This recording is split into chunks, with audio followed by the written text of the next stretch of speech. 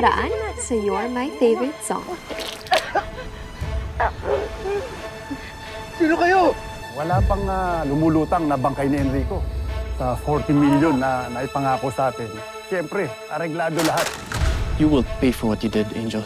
You'll have to get through me first before you get to Angel. I told you, huwag kang makialam! Ikaw si Miguel Miraflor ng si Club? Hit me again, I'm gonna break your face. Miguel, what's happening? What if more people see you? Let's go! I think what Miguel needs right now is at least 6 months of rest. Or else baka tuluyang madamage ang singing voice niya. Dok, hindi pwede 6 months. Baka naman pwede natin i-resolve to ng mga gamot, treatment, therapy. Hindi niyo po ba narinig yung sinabi ni Doc? Kailangan ko po magpahinga. I'm sure my fans will understand. Kahit mamatay ka pa ngayon, hindi kita mapapatawad. Serena. 1 year's worth of your salary. Tell them, ganyan din ang signing up bonus nila. Basta siguraduhin ninyo na malulumpo sa staff yung cheap resort nila. Hindi mo naman masisisi sila, Jonah. Eh kung triple nga naman ipapasahod sa kanila ni Serena, talagang mahirap tunggihan yun. Kailangan makaisip po tayo ng ibang diskarte. Hindi po tayo susuko. Bakit di nyo na lang kasi ako dalhin sa ospital o sa pulis? Alam mo kung pwede nga lang eh. Eh kaso nga, kasabwat nga sila sa pagpapapatay sa'yo. Kapag nalaman nila na buhay ka, tuluyan ka ng mga yan. Hindi. Pupunta ako sa mga pulis! Hindi pwede! Pupunta ako sa pulis! Anong ginagawa? Hindi mo makinig eh.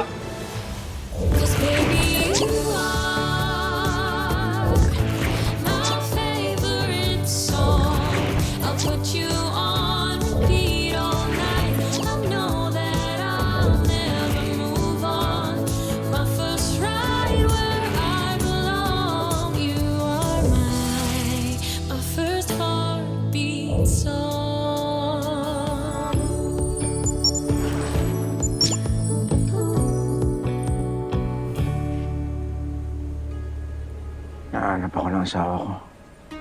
Selena Monteverde. Kailangan ko siyang puntahan.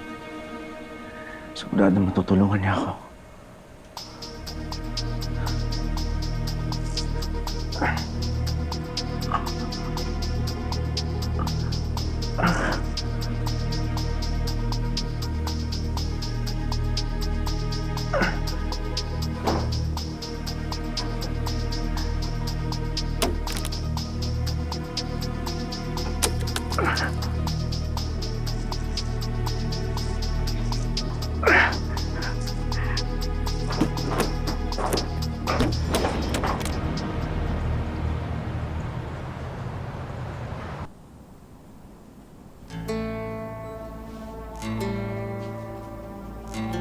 Yan po siya, Miss Serena.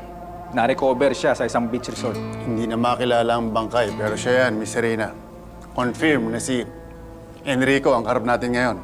Nag-match ang dental records niya. Salamat, Chief. Tyrone, ang pera.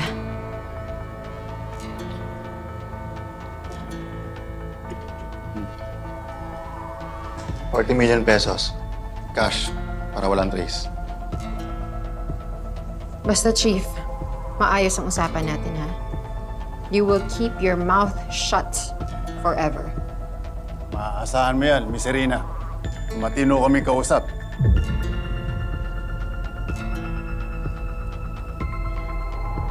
Tyrone, tara na.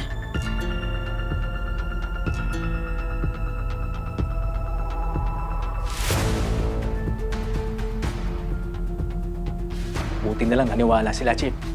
Nakuha na rin natin ang pera. Sigurado namang patay na si Enrico eh. 2 linggo na siyang nawawala, di ba? Tsaka buti na lang din may nakuha tayong unclaimed na bangkay para madaling ipalit. Magre-retiro na rin ako sa 1 linggo, kaya minadali ko na rin itong trabaho natin na to. Mayaman na tayo, Castillo!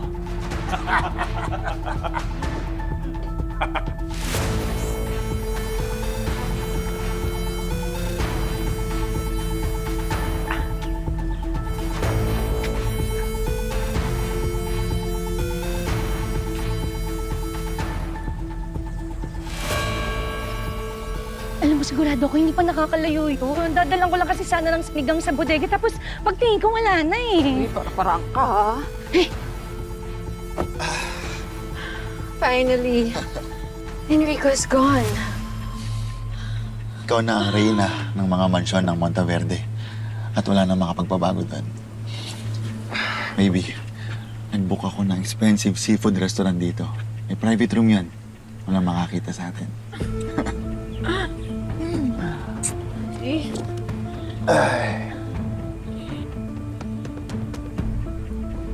Serena? Enrico?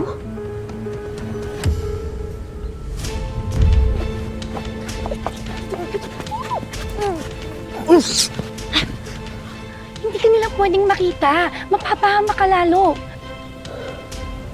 Ha? Enrico? Serena!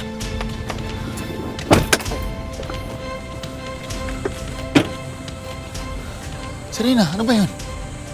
Parang nakita ko si Enrico eh. Ano Enrico? Serena, patay na siya. Kakakita lang natin ang katawan niya sa morgue, oh. Parang nakita ko siya eh. Alam mo, gutom lang yan. You know what? Mag-celebrate na tayo.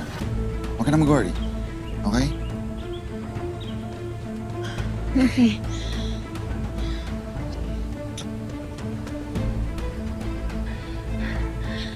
Alam ko iniisip mo pa rin na masasama kaming tao, pero maniwala ka naman sa amin. Mabubuti kaming tao. Oo, tama yun. Mabuti kaming tao.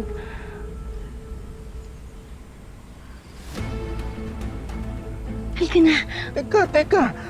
Kung sinasabi niyo asawa ko si Serena, bakit kahalikan niyo yung lalaking yun? Oh, di ba sabi sa'yo eh. Halika na. Yun na nga eh. Basta halika na muna. Tara na. Bumalik na tayo doon at baka may makakita pa sa'yo dito. Mapapahama ka lalo. Halika na, sumama ka na sa amin. Please. Halika na. Tara na. Ay, suka. Halika na. Dahan-dahan lang. Makita pa tayo. Bilis.